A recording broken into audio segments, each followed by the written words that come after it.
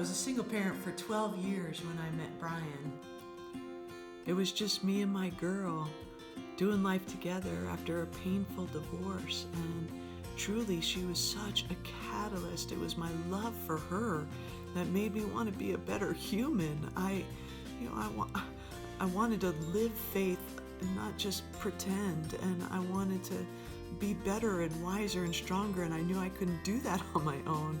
And so it truly was being mom to Samantha that spurred me on in my faith, and I began to really seek after God and find out, oh my word, he's real and he loves me and he has a future for me and for my daughter, and little did I know for more children that were to come. But what an incredible gift that season was. And I wanted other people to know. I wanted them to know this good God who had done such a sweet thing in my heart and my life. So I was writing and speaking, and I met Brian at a conference in Phoenix, and I was teaching a class on single parent ministry, and he was in the workshop. And afterwards he came by my book table, and I remember trying to act so dignified and professional, and inside thinking, ooh, he is good looking. I know that's so lame.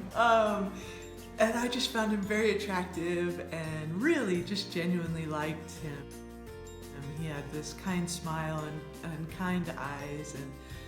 And so we talked a number of different times over the conference days, and at the end said, well, let's stay in touch. And I didn't hear from him it took 2 months. 2 months later, I get an email, and he's like, oh, I don't know if you remember me. And I'm like, oh, baby, yeah, I do.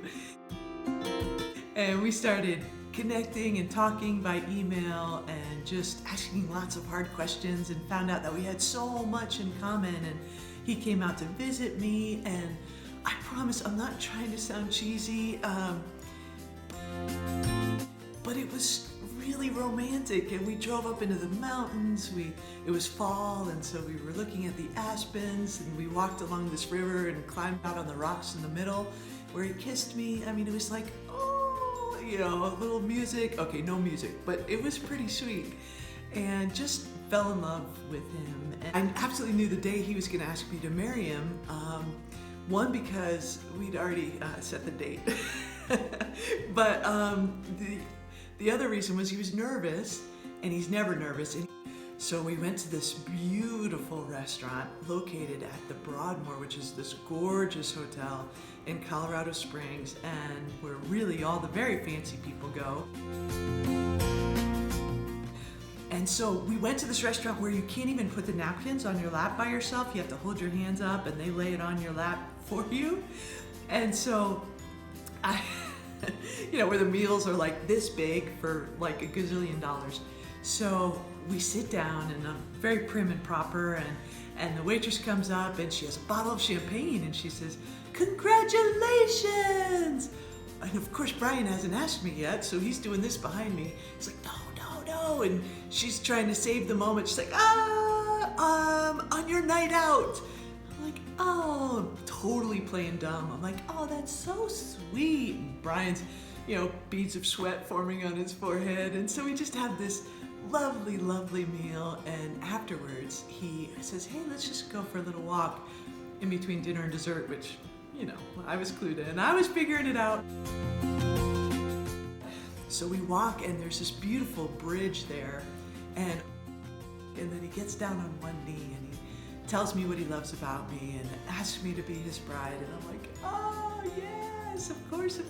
And he stands up, and we kiss, and we turn and look, and right there on the water are these 2 swans, and their necks are in the shape of a heart. And I'm like, get out, did you hire them? That is so awesome.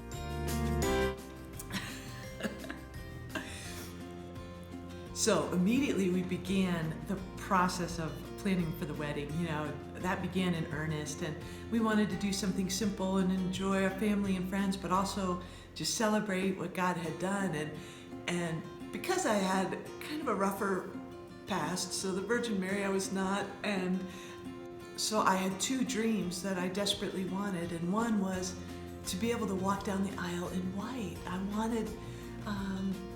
wanted that wedding night to truly be a wedding night and full of passion, and the first time that we enjoyed each other in that way. And can you believe, I'm like scared to say sex on YouTube, that we had sex. So I genuinely just wanted that thing. And people thought we were crazy. They were like, don't you want to kick the tires? Don't you want to, try this thing out, make sure you're compatible? And we knew we were compatible. That was not an issue. So anyway, after having such a broken past, it's just so beautiful to me that we could still do that God had restored this innocence in me and this purity in me, and that we could share that together. It was so beautiful and precious and good. And then to walk down the aisle on my dad's arm, I as I look back now, 4 years later, almost to the day, my dad passed away. And the last message he left me was one that celebrated our anniversary. Hello, Brian. Congratulations with your anniversary.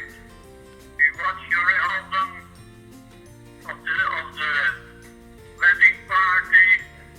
And boy, that was a tremendous piece. And we are so happy that you made a success of your marriage.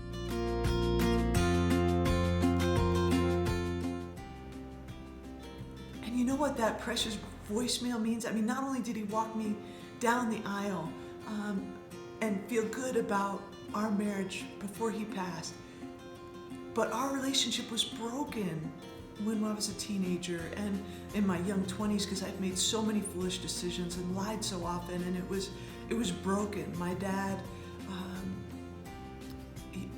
it was very tough for him to relate to me.